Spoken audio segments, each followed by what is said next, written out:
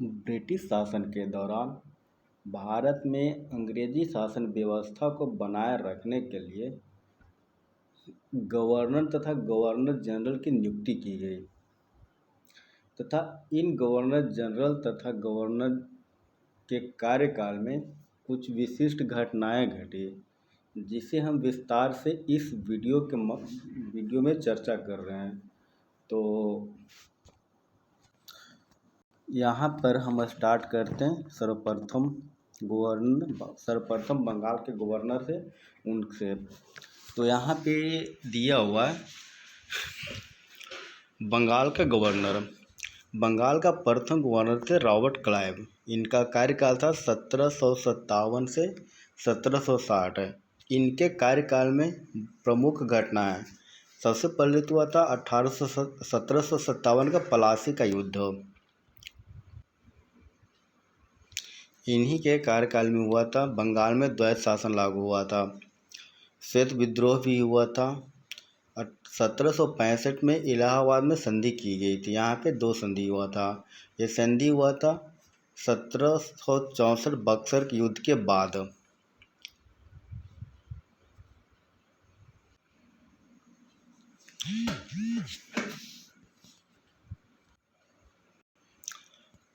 यहाँ पे वेनस्टार्ट हैं। इनका कार्यकाल 1760 से 64 है। इनके कार्यकाल में बक्सर का युद्ध हुआ था 1764। आगे हैं कार्टियर का कार्यकाल है 1769 से 72। इनके कार्यकाल में बंगाल में अकाल पड़ा था कब? 1770 में। इसके बाद दिया हुआ वारेन हेस्टिंग्स का कार्यकाल 1772 से 85 है, परंतु यहाँ पे 1772 से 74 तक वो बंगाल का गवर्नर रहे थे। तो यहाँ पे बंगाल का अंतिम गवर्नर वारेन हेस्टिंग्स बने थे और यहाँ पे बंगाल में द्वैत शासन व्यवस्था को समाप्त किए थे। इसके अतिरिक्त 1772 में प्रत्येक जिले में एक फौजदारी तथा दीवानी अदालतों की स्थापना की गई थी इन्हीं के द्वारा। इन्हीं के काल में 1773 में रेगुलेशन एक्ट पारित किया जाता है और बंगाल के गवर्नर को बंगाल का गवर्नर जनरल बनाया जाता है।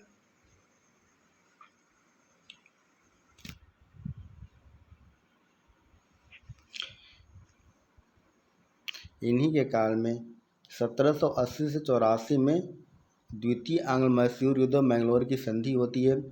1775 से 82 में प्रथम मराठा युद्ध तथा 1782 में 75 से 82 में मराठा युद्ध, 1782 में सालाबाई की संधि की जाती है। 1784 में पीट्स इंडिया एक्ट पारित किया जाता है जिसमें सदस्यों की संख्या 4 से घटाकर 3 कर दी जाती है।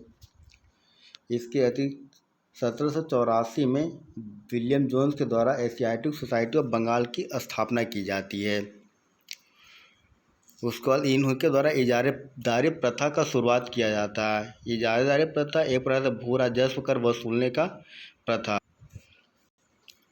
वारेन हेस्टिंग्स का गवर्नर जनरल के रूप में कार्यकाल रहता है 1774 से 85 तक।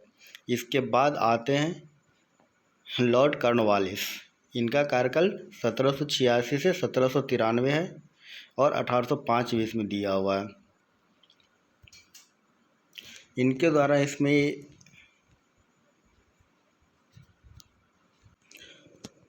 इनके कार्यकाल में महत्वपूर्ण घटनाएं होती है। प्रथम तृतीय आंग्ल मैसूर युद्ध 1790 से 92 और श्रीरंगपट्टनम की संधि होती है। उसके बाद इसमें यह कि जिले का समस्त अधिकार कलेक्टर के हाथों में सौंप दिया जाता है। इसमें कॉर्नवालिस कोड का निर्माण किया गया था 1793 में, जिसमें अनेक न्यायिक सुधारों का उल्लेख होता है तथा न्यायिक विभाग का राजस्व विभाग से पृथकीकरण किया जाता है। यहाँ शक्ति पृथक्करण का सिद्धांत भी लागू किया जाता है। बंगाल में अस्थायी बंदोबस्त पद्धति लागू होती है कब? 1793 में। उसके अलावा भारत में नागरिक सेवा का जनक यानी सिविल सर्विस के जनक इन्हीं को माना जाता है। प्रशासन के यूरोपीयकरण तथा सिविल सेवाएं प्रारंभ किए पुलिस व्यवस्था के जनक भी कार्नवालिस ही माने जाते हैं। यहाँ पे ये दिया हुआ पर एकमात्र गवर्नर जिनकी समाधि भारत में है और ये गाजीपुर उत्तर प्रदेश में है। इसके बाद का कार्यकाल होता है जॉन शोर का। इनका कार्यकाल 1793 से 98। 1793 का चार्टर एक्ट इन्हीं के कार्यकाल में आया था। आगे इन्होंने अहस्तक्षेप की नीति अपनाई थी तथा देशी राज्यों के प्रति तटस्थता की नीति अपनाई, लेकिन अपवाद स्वरूप अवध के उत्तराधिकार विषय पर हस्तक्षेप किए। निजाम और मराठों के बीच खुर्दा की लड़ाई हुई थी, ये यहाँ पे महत्वपूर्ण हो जाता है। खुर्दा की लड़ाई निजाम और मराठों के बीच में। इसके बाद इनका कार्यकाल समाप्त होने के बाद आते हैं लॉर्ड वेलेस्ली। इन्हें सहायक संधि के जन्मदाता के रूप में जाना जाता है। सबसे पहले 1798 में हैदराबाद के निजाम था, वो सहायक संधि करता है। इन्हीं के कार्यकाल में चौथा आंग्ल मैसूर युद्ध टिप्पू सुल्तान और अंग्रेज़ों के बीच होता है 1799 ईस्वी में। यहाँ इन्हीं के कार्यकाल में 1802 में बैसिन की संधि होती है। द्वितीय आंग्ल मराठा युद्ध 1803 से 5 होता है और इन्हीं के कार्यकाल में इन्हीं के द्वारा 1800 में फोर्ट विलियम कॉलेज की स्थापना की जाती है। फोर्ट विलियम कॉलेज की स्थापना के सिविल सेवकों के प्रशिक्षण हेतु, किंतु 1802 में इसे बंद कर हेलबरी में ही प्रशिक्षण दिया जाने लगा था। इसके बाद आता है सर जॉर्ज बार्ले। इनका कार्यकाल है 1805 से 7। इनके कार्यकाल में ये भी थे जो हस्तक्षेप की नीति अपनाते हैं, हस्तक्षेप की नीति के समर्थक थे, परंतु इनके कार्यकाल में बेल्लौर का सिपाही विद्रोह हुआ था, ये 1806 में हुआ था। इसके बाद मिंटो प्रथम आते हैं। लॉर्ड मिंटो प्रथम, इनका कार्यकाल 1807 से 1813। इनके कार्यकाल में 1809 में अमृतसर की संधि होती है रणजीत सिंह के साथ में। इसके साथ ही सिंध के साथ शाश्वत मित्रता की संधि की गई। उसके बाद आता है लॉर्ड हेस्टिंग्स। इनका काफ़ी लंबा कार्यकाल। इनका कार्यकाल 1813 से 1823। इनके कार्यकाल में आंग्ल नेपाल युद्ध होता है। आंग्ल नेपाल युद्ध कब 1814 से 16 के बीच होता है तथा युद्ध समाप्ति के उपरांत 1816 में सुगौली की संधि होती है। ये सुगौली वर्तमान में बिहार में अवस्थित है।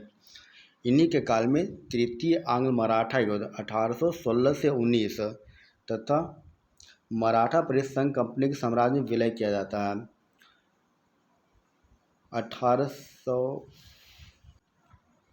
1817 में कलकत्ता में डेविड हेयर ने हिंदू कॉलेज की स्थापना की।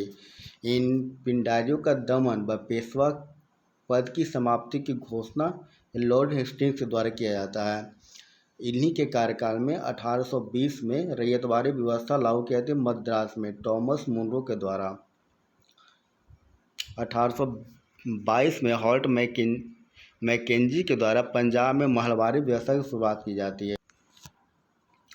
यहाँ पे गवर्नर जनरल के रूप में कार्य करती है। अफीम के व्यापार को नियमित करते हैं और यह कल मुंबई में निर्यात की जाती है। आगे के आगरा प्रेसिडेंसी का निर्माण 1834 में किया जाता है। यहाँ पे इनके कार्य की सबसे महत्वपूर्ण घटना है विधि आयोग की गठन। विधि आयोग का गठन किया जाता है। इनके अध्यक्ष होते हैं लॉर्ड मैकाले। 1835 में शिक्षा संबंधी प्रस्ताव शिक्षा सुधार तथा अंग्रेजी भाषा को उच्च शिक्षा का माध्यम बनाए जाने की घोषणा की जाती है। इनके द्वारा कुप्रशासन के आधार पर मैसूर, कुर्ग एवं कछार के रियासतों का विलय कर लिया जाता है। इसके बाद लॉर्ड मेटकॉफ, ये 1 साल का इनका कार्यकाल होता है 1835 से 36 में। इन्हें भारतीय प्रेस का मुक्तिदाता कहा जाता है। आगे 1836 से 42 के बीच में लॉर्ड ऑकलैंड, इनके कार्यकाल में प्रथम आंग्ल अफगान युद्ध होता है 1839 से 42। भारत में शिक्षा एवं पाश्चात्य चिकित्सा पद्धति का विकास होता है। शेरशाहपुरी मार्ग का नाम बदलकर जीटी रोड रखा गया। 1838 में ऑकलैंड ने रणजीत सिंह और अफगान शासक शाह शुजा के साथ त्रिपक्षीय संधि की। इसके बाद का कार्यकाल है लॉर्ड एलनबरो का। इनका कार्यकाल है 1842 से 44 है। इनके द्वारा भारत में सर्वप्रथम दास प्रथा का अंत किया गया। यहाँ पे है भारत में दास प्रथा का अंत 1843 के अधिनियम 5 के द्वारा। ओल्ड मैन इन हरी उपनाम सिंध का विलय 1843। 1843-44 में देसी भाषा में ग्रामीण शिक्षा के विकास के लिए थॉमसन योजना प्रस्तुत किए थे। इसके बाद आते हैं लॉर्ड हार्डिंग। लॉर्ड हार्डिंग प्रथम, इनका कार्यालय 1844 से 1848 है। इनके कार्यकाल में प्रथम आंग्ल सिख युद्ध होता है 1845 से 1846 एवं लाहौर की संधि होती है 1846 है। और इन्हीं कार्यकाल में खोंड जनजाति की प्रचलित नरबलि प्रथा पर रोक लगाया जाता है। आगे हैं यहाँ पे दीवार लॉर्ड डलहौजी। इनका कार्यकाल है 1848 से 1856। इसके कार्य में द्वितीय आंग्ल सिख युद्ध होता है 1848 से 49। पंजाब का कंपनी साम्राज्य में विलय 1849 में होता है। इन्हीं के कार्यकाल में द्वितीय आंग्ल बर्मा युद्ध 1851-52 तथा लोअर बर्मा तथा पेगू का अधिग्रहण 1852 होता है। 1854 में चार्ल्स वुड की शिक्षा नीति आती है। इन्हें भारत की शिक्षा का मैग्ना कार्टा कहा जाता है। व्यापक सिद्धांत लागू किया गया लॉर्ड डलहौजी के द्वारा। इसके तहत सर्वप्रथम सतारा को 1848 में, जैतपुर व संबलपुर को 1849 में, बघाट को 1850 में,